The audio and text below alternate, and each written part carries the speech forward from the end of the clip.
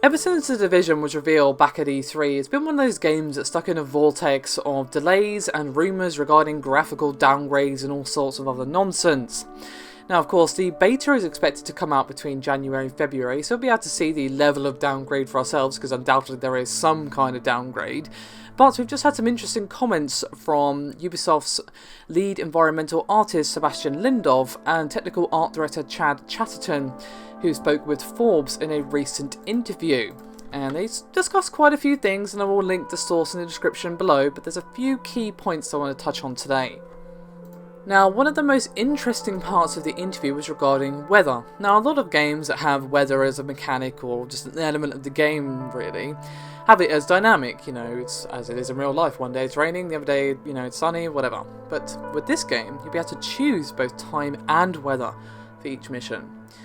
And they said, quote, "You can choose when to play any of the missions, night or day, with clear weather or during a snow blizzard. We only restrict some of the heaviest fog settings in some missions because it could adversely affect too much of the combat balancing. But all the other weather settings can have an impact on how you approach an encounter, varying the levels of visibility for you and your enemies." However, that's not to say that the weather will be completely static for the entire mission. Once you have chosen a weather setting, say snowy, just for sake of argument, it will change dynamically. And they said, quote, "The weather can definitely change unpredictably, as it's based on math algorithms, and as such, it is completely dynamic."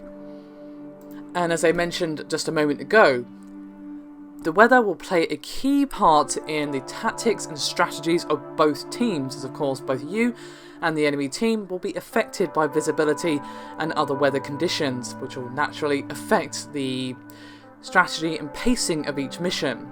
And they said, quote, "Heavy fog and snow conditions definitely impact visibility, not only for the players but also for the enemies, whose detection abilities adjust accordingly."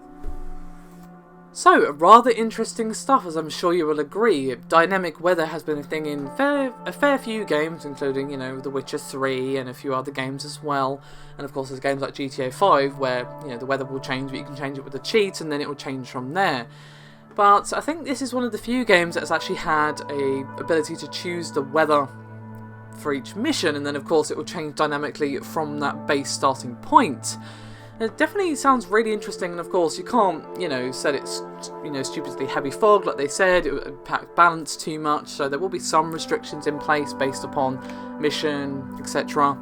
But it's still really interesting, and I want to see how exactly this comes into play, and it sounds like it could really vary your play style, and of course give you multiple times to play each mission, depending on the weather conditions chosen, and of course really make you work together and think about your strategy based upon it. Now, of course, as you get used to the game, you'll know, roughly what to do, but it's still an interesting dynamic, and I hope that it comes out as good as they make it sound. Now, a downgrade is kind of inevitable, but if they nail the gameplay, I don't think that's going to matter too much. Thank you very much for watching. Do let me know your thoughts. I'll see you next time.